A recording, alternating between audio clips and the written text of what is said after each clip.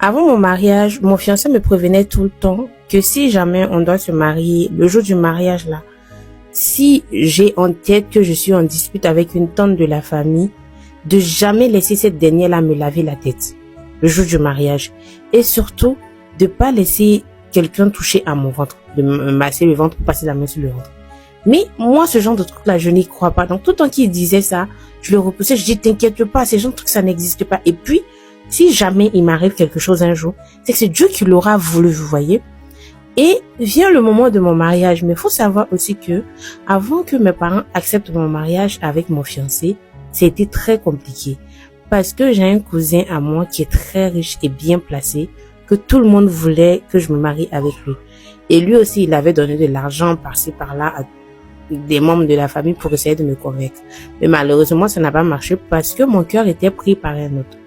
Donc, de par là, mon mari était détesté par tous. Personne ne voulait de ce mariage. Mais vu que je me suis entêtée et j'ai une tante avec qui je me suis fortement disputée par rapport à cette histoire parce que je refusais la décision que toute la famille a pris pour moi et que je voulais faire qu'à ma tête. Mais pour moi, c'était pas une aussi grosse dispute. Pour moi, c'était juste une querelle et qu'il y avait rien derrière. Vous voyez, pour moi, c'était fait là, c'était fini et c'est passé. Vient le jour du mariage, il faut savoir que c'est cette tante-là qui s'est présentée pour me laver la tête. Moi, j'ai pas eu d'inconvénient parce que j'ai même pas pensé à la dispute ni à ce que mon mari me disait. Donc, il y a eu le lavage de tête et après est venue la cérémonie les moments de danse et tout. Mais il faut savoir que cette tante-là, tout le temps, quand elle venait, s'approchait de moi, elle me massait le ventre. Elle me massait le ventre comme si, genre, elle était en train de me caresser. Mais tout ça, dites-vous que j'ai pas prêté attention. Bref, le lendemain même du mariage, faut savoir que mon côté droit s'est paralysé. Je n'arrivais même pas à ouvrir la bouche.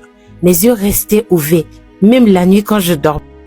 Je suis allée à l'hôpital pour faire un bilan de santé. Mais dites-vous que les médecins n'ont rien trouvé.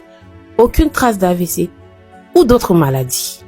En ce moment-là, j'ai commencé à me souvenir de tout ce que mon mari me disait, de pas laisser ma tête lavée par une autre personne, de pas me laisser toucher par quelqu'un. Et là, j'ai commencé à demander des pardons à mon mari.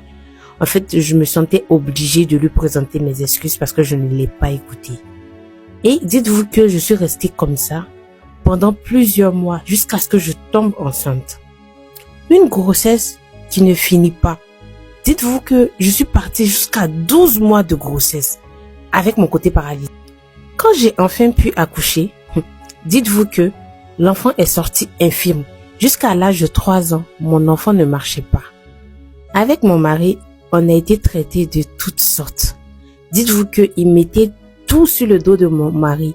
Ma famille disait que moi et mon mari, on n'était pas destinés ensemble, qu'il gâtait mes entrailles, que le fait qu'on a forcé à se marier ensemble et que le destin ne voulait pas, c'est pour ça qu'on est en train de subir tous ces malheurs. La famille me demandait de divorcer de mon mari et que après mon divorce, que j'allais rencontrer une bonne personne et que j'allais être heureuse après ce mariage.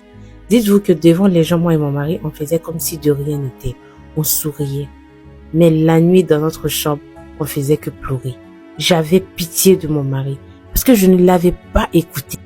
Une fois, nous sommes allés à la plage, je voulais me baigner et prendre un peu d'eau de mer pour rentrer parce qu'on dit l'eau de mer, ça purifie, ça nettoie et tout.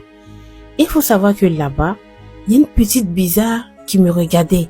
Je comprenais pas pourquoi cette petite fille me regardait jusqu'à ce qu'elle s'approche de moi et me demande, Tanti, c'est qui cette dame qui te suit depuis et puis qui est en train de taper dans ton dos?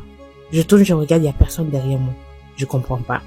Elle m'a donné une poudre et elle me dit, si tu rentres à la maison, verse ça dans ta maison. Demain matin, tu vas voir ce qui va se passer. Plaît, je vais me mettre sur elle là. Elle va pas. Lorsque la petite là m'a dit ça, j'étais tellement déprimée que je suis allée voir mon mari et je lui ai demandé à ce qu'on rentre à la maison. Et on est rentré. J'ai fait tout ce que la petite là m'a dit. La nuit avant d'aller me coucher, j'ai versé la poudre là dans le salon sans rien expliquer à mon mari.